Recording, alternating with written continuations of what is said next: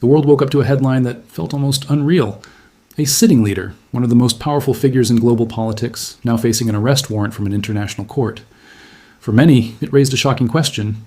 Can a leader like Benjamin Netanyahu really be treated like a wanted person on the global stage? And if this can happen to him, what does it mean for other leaders around the world? लेकिन ये सिर्फ एक legal announcement नहीं था. ये एक ऐसा moment था जहां लॉ और पावर सीधा टकरा रहे हैं. दुनिया भर के लोग एक ही बात सोच रहे हैं. क्या ये सच में एनफोर्स होगा या ये सिर्फ एक symbolic मूव बन कर रह जाएगा? This moment began with a bold and unexpected move by the International Criminal Court, often called the ICC. This court is not like a normal national court. It does not belong to one country. Instead, it represents a group of countries that believe serious crimes should be judged at a global level. When the ICC issues an arrest warrant, it is not a small step. It means the court believes there are serious reasons to question someone's actions under international law. In simple terms, an arrest warrant is a legal order. It says that if the person enters a country that supports the ICC, that country has the duty to detain that person and send them to the court. But here is where things become complicated. The person in question is not just anyone. He is a sitting prime minister, still holding power, still leading a country, and still deeply involved in one of the most sensitive conflicts in the world. The moment this news broke, reactions spread like wildfire. News channels, social media, political leaders, and ordinary people all started asking the same question. What just happened?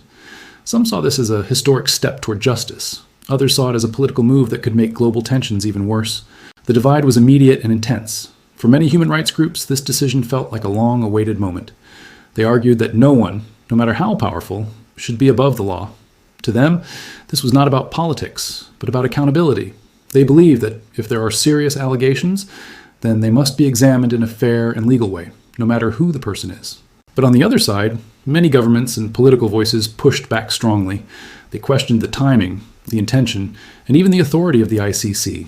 Some argued that this move could interfere with ongoing conflicts and make peace efforts more difficult. Others went even further, calling the decision unfair or politically driven. This sharp divide shows that the issue is not just legal, it is deeply political. Because when law meets power, things are never simple. The ICC may have issued the warrant, but enforcing it is a completely different challenge. The court does not have its own police force. It depends on countries to take action, and not all countries agree with its decisions. This creates a strange situation. On paper, the warrant exists. It is real. It carries legal weight. But in reality, whether it can be acted upon depends on where Netanyahu travels, which countries he visits, and how those countries choose to respond. This turns a legal action into a global political test. At the same time, this move has placed Netanyahu in a very unusual position. Even if nothing happens immediately, the presence of the warrant changes how he is seen on the world stage. Every future trip, every international meeting, every public appearance now carries a new layer of uncertainty. The question is no longer just about leadership. It is about legal risk. And this is where the story becomes even more powerful. Because this is not just about one leader or one court. It is about a bigger idea. Can international law truly hold powerful figures accountable? Or does political power still decide how far the law can go?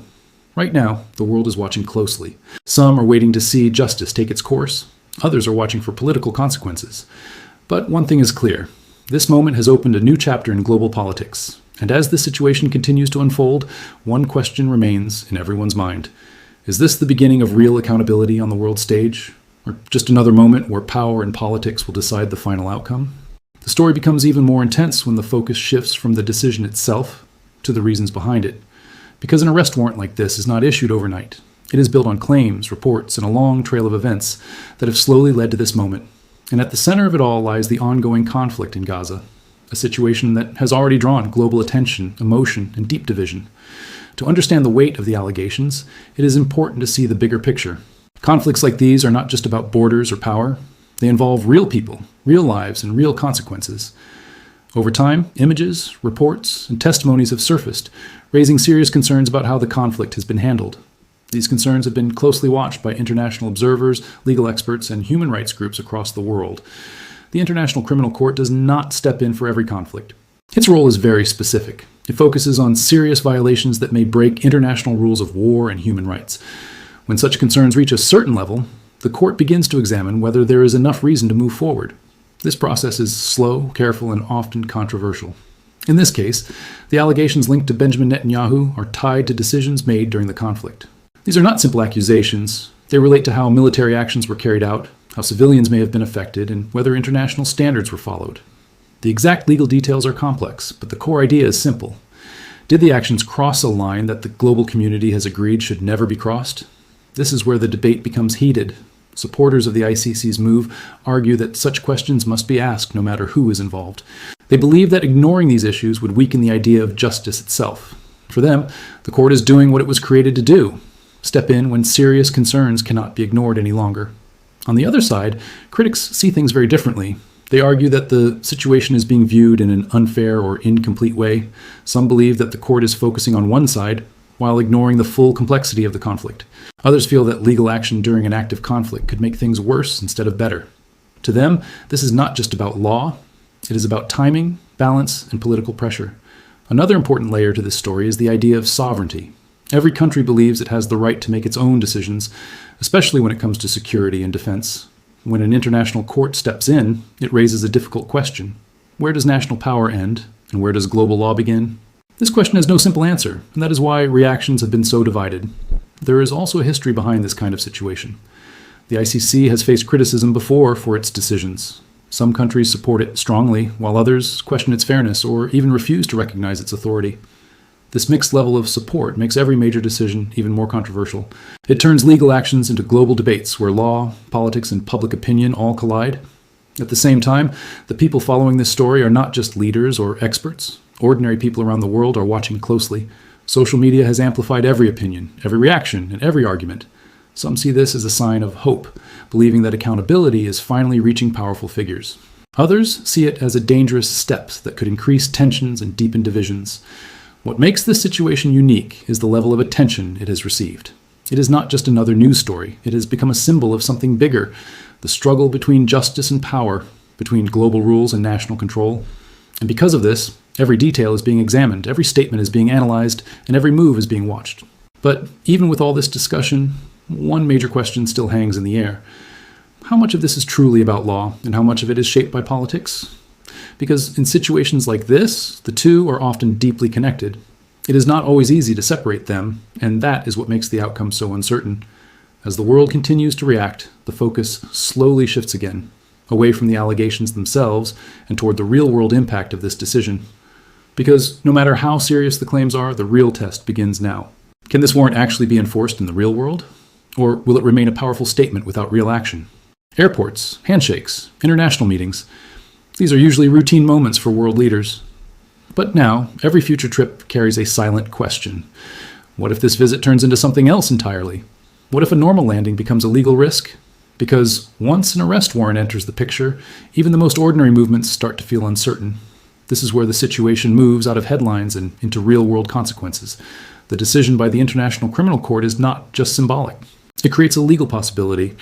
But turning that possibility into action is where things become complicated. Unlike national courts, the ICC does not have its own police force. It cannot directly arrest anyone. Instead, it relies on member countries to act on its behalf. So what does that actually mean? In simple terms, if Benjamin Netanyahu travels to a country that supports the ICC, that country is expected to detain him and transfer him to the court. But expectations and reality are often very different. Not every country is willing to take such a step, especially when it involves a powerful leader with strong international connections. This creates a situation filled with uncertainty. Some countries are firm supporters of the ICC and its decisions. They see it as their duty to follow international law. If faced with such a scenario, they may feel pressure to act according to the warrant. But even then, the decision is not simple. Arresting a sitting leader could trigger diplomatic tension, economic consequences, and even political backlash. On the other side, there are countries that do not fully recognize the authority of the ICC or openly disagree with its actions. If Netanyahu travels to such places, the warrant may have little to no effect. This turns the entire situation into a kind of global map of risk, where every destination carries a different level of uncertainty. This also changes the way international diplomacy works. Travel is a key part of leadership. Meetings, summits, and negotiations often happen face-to-face. But now, every invitation must be carefully considered. Every visit must be evaluated. The question is no longer just about politics. It is about legal exposure. Even if no arrest ever takes place, the presence of the warrant still has power. It affects reputation. It shapes perception. It creates a new narrative around leadership. In global politics, perception can be just as important as action. Being seen as someone under legal scrutiny can influence how other leaders interact, how agreements are made, and how trust is built. At the same time, there is a deeper issue at play: the balance between power and law. In theory, international law is meant to apply to everyone equally, but in practice, powerful figures often have the ability to navigate around it. This raises an important question: is the system truly equal, or does influence still play a role in how far the law can go? History has shown that enforcement is often the hardest part of international justice. There have been cases where warrants existed for years without any action. There have also been moments when sudden arrests changed everything. This unpredictability adds another layer of tension to the current situation. For Netanyahu, this means living with a constant level of uncertainty. Every decision to travel, every international event, every diplomatic move now comes with added risk. Even if those risks never turn into reality, they cannot be ignored. They become part of the decision-making process. And for the world watching, this situation becomes a test. Not just of one leader, but of the entire system of international justice. Will countries follow through on their commitments? Will legal principles stand strong under political pressure? Or will the complexities of global power make enforcement nearly impossible? Because in the end, a warrant alone does not change everything. It is what happens next that truly matters. Whether it leads to action or remains a powerful symbol will shape how the world sees international law for years to come. And as this uncertainty continues to grow, one final thought begins to take shape. If the law struggles to act against power, then what is the true strength of global justice? In the end, this story moves beyond one leader, one court, or one moment. It becomes a question about the kind of world we are living in. Because when a powerful figure faces legal pressure on the global stage, it sends a signal far beyond borders. It tells every leader, every government, and every observer that something is shifting, even if that shift is slow and uncertain. The action taken by the International Criminal Court has opened a wider debate that cannot be ignored anymore. For years, people have asked whether international justice truly works, or if it only applies in limited situations. Now, with Benjamin Netanyahu at the center of this moment, that question feels more real than ever. For some, this is a turning point. They see it as a sign that accountability is slowly expanding. The idea that even powerful leaders can be questioned under international law gives hope to those who believe in a fair global system. It suggests that no position is completely untouchable, and that actions on the world stage can still be challenged. But for others, this moment raises concern instead of hope. They worry that legal actions like this could be influenced by politics, timing, or global pressure. If the system is not seen as balanced, it risks losing trust. And once trust is weakened, even the strongest legal decisions can lose their impact. This creates a fragile situation where every move is closely judged, not just for what it does, but for what it represents. Another important effect is how the situation shapes the future behavior of leaders. Even if no arrest happens, the existence of such a warrant sends a message. It tells decision makers that their actions may not remain within their own borders. It introduces the idea that global attention and legal review can follow them no matter where they are.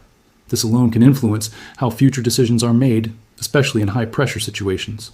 At the same time, the balance between national power and international law remains unclear. Countries still value their independence. They want control over their own decisions, especially when it comes to security and defense. But the presence of a global court challenges that idea. It asks whether there should be limits that apply to everyone, even in the most difficult situations. This tension is not new, but moments like this bring it into sharp focus. Public perception also plays a huge role in shaping what happens next. Around the world, people are forming opinions based on what they see and hear. Some view this as justice finally reaching powerful figures. Others see it as a move that could deepen division and conflict. These opinions influence political decisions, media coverage, and even diplomatic relationships. There's also the question of long-term impact. Will this moment lead to real change, or will it fade over time like many other global controversies? That depends on what happens next. If the warrant leads to real action, it could redefine how international law is viewed. If it remains unfulfilled, it may raise doubts about the strength of global institutions. One thing is certain. This is not just about the present, it is about the future of international systems. It is about whether global rules can stand strong when tested against power. And it is about whether the idea of accountability can grow stronger, even in the face of resistance. As the world continues to watch, leaders will take note. Every decision, every reaction, every outcome will be studied carefully. Because moments like this do not happen often. And when they do, they leave a lasting impression on how the world works. In the end, this is more than a legal situation. It is a message. A message that power and accountability are now closer than ever before. A message that the rules of global politics may be slowly changing. And a message that the line between authority and responsibility is being tested in real time. The question now is simple but powerful. Will this moment lead to real accountability on the world stage, or will it become another chapter where power quietly finds a way to stay above the law?